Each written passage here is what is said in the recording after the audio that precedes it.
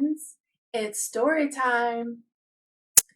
Today we have a different kind of book. This is called a non-fiction book, which means the things in this book are true. They're facts. The title of this book is called Everything Pets, P-E-T-S, Pets. And as you may remember, we're doing a study on pets. So this book, we're not going to go through everything. I'm going to go through a few of the things in here. This is by National Geographic Kids, and it says Furry Facts, Photos, and Fun Unleashed by James Spears. So if you want to check this out at the library, I'll be returning it after we're done here. I did check this out from the Morristown Hamblin Library. So you can go online and request this book. So let's take a look.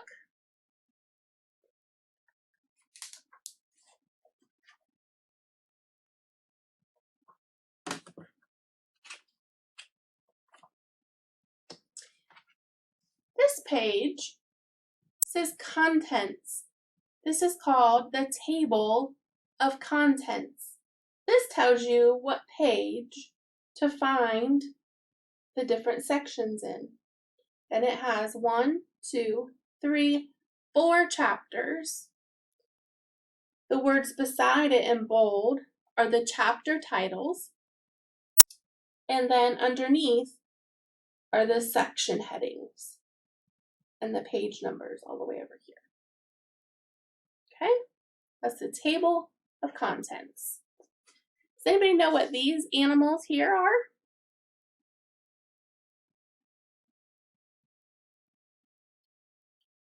These are called ferrets. Ferrets. Ooh, look at the turtle.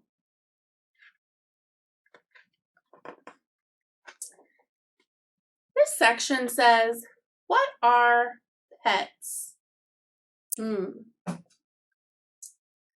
Pets.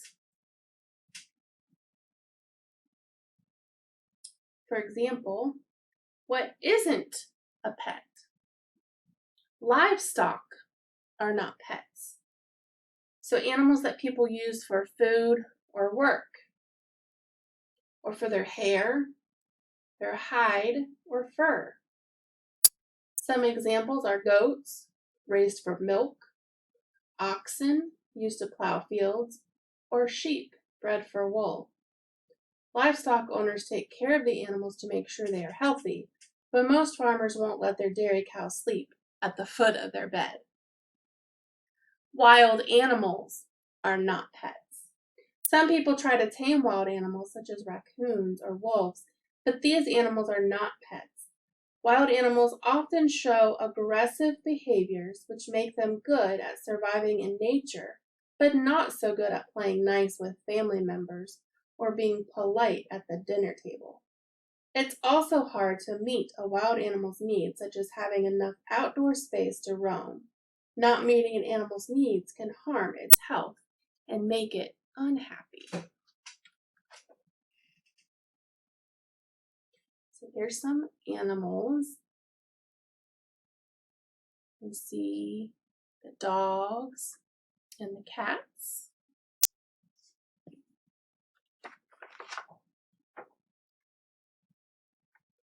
And there's a rabbit and a guinea pig and a gerbil and a chinchilla, a hamster, a mouse, and a rat.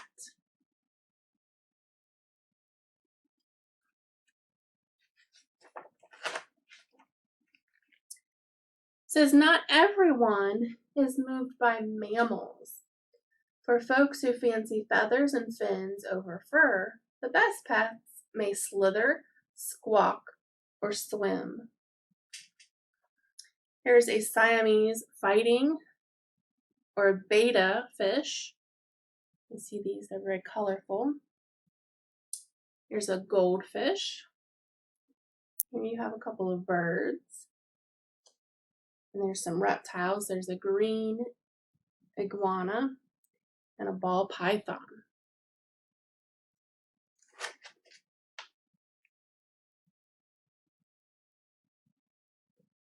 This tells you about the cat's whiskers, its tail, its skeleton, and its claws, so if you want to learn more about that.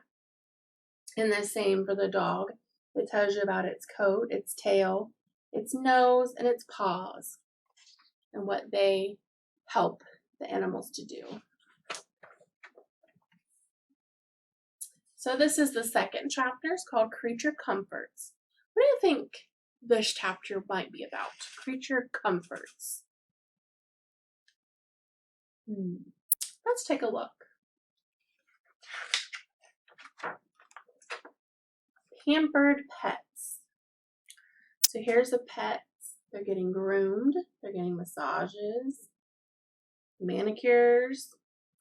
This one even has a little clothes on. Sorry.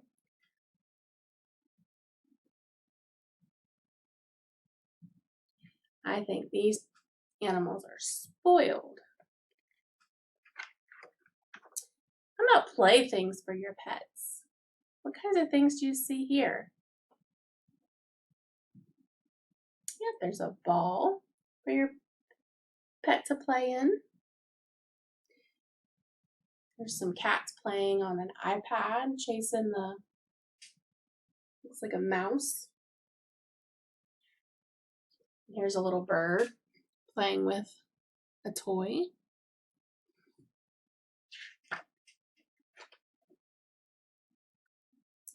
Pets are social. That means they communicate with others. Their behaviors, different behaviors.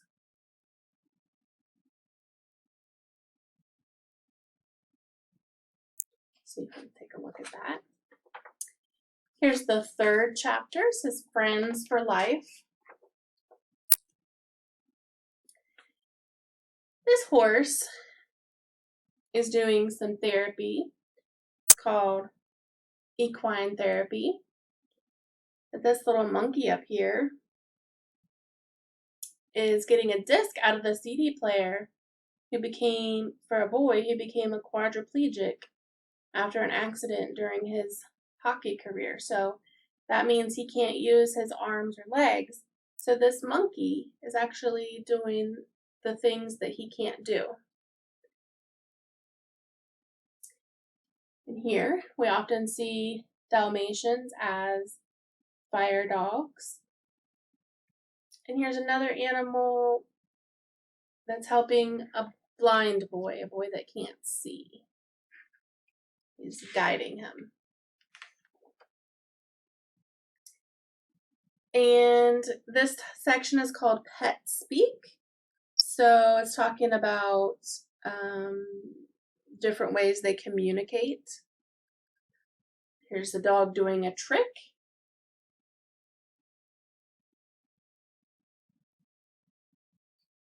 This talks about cats' posture, how you might be able to tell if they are happy or content, or maybe they're really mad. You might not want to mess with them if they're really mad. Here's another section that's talking about animals that are not pets. You see the wolves over here. And this is a poison dart frog down here at the bottom. So you definitely don't want to mess with those. Tigers, chimpanzees, and snakes. This is a Burmese python, although some people own them, but they can become problems. So this page is comparing pets and people. So exercise and play. So pets versus people. You see the dogs playing with the stick and the children playing with the ball. Do you think these dogs play with balls sometimes? Yeah. How about food? Do you think animals and people eat the same kind of food? Sometimes, but generally they have their own food, don't they? Senses. Animals have the same senses as people, but their senses operate differently from ours. Snakes, for example, have an incredible sense of smell in their tongues. They use their tongue to smell.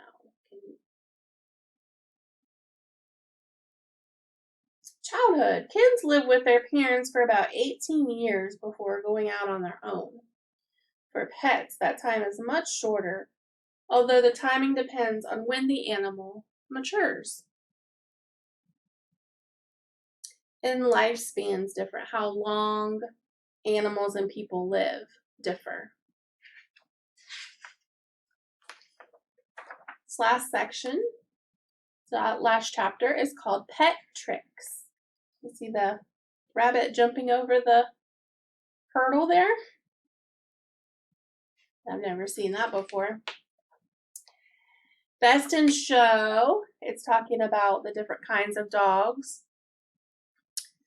They do a dog show every year, different ones, but the National Dog Show they do every year, and they have different breeds compete to see which one is the best of show.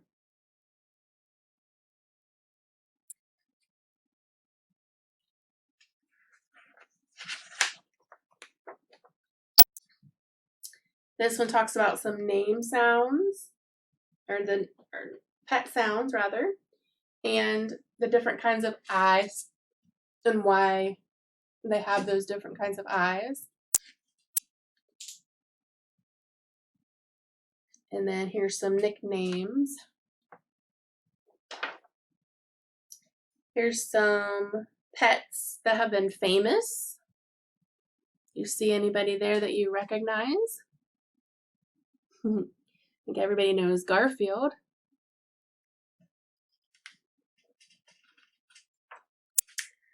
Tall tales. So here we have some footprints, and you have to guess which kind of animal makes the footprint. So let's see here. Let's see. This one right here. What kind of footprint do you think that is? Okay. How about number 2?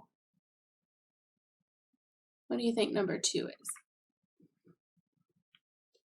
And number 3? And can you guess what number 4 is? Down here at the bottom. Number 5? And number 6. And now I'm going to tell you the answers. All right. So number 1 was a rabbit. This is a rabbit's footprints. Okay. Number 2 was a dog. It's a dog. You can kind of see the toenails at the tips there.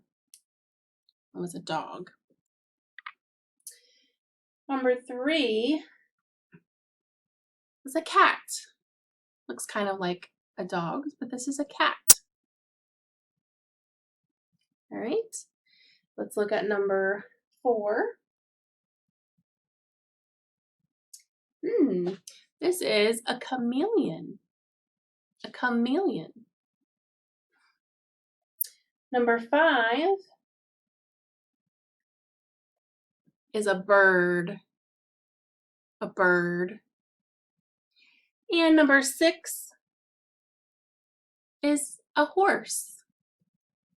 That's its hoof prints. A horse.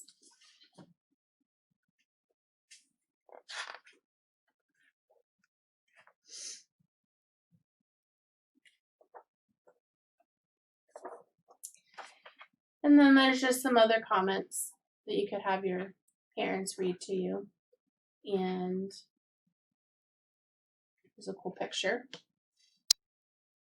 Like that. It's a pretty looking fish tank. So again, if you'd like to check out this book, just go to the Morristown Hamblin Library, and it's called Everything Pets by James Spears. I hope you enjoyed it. See you next time.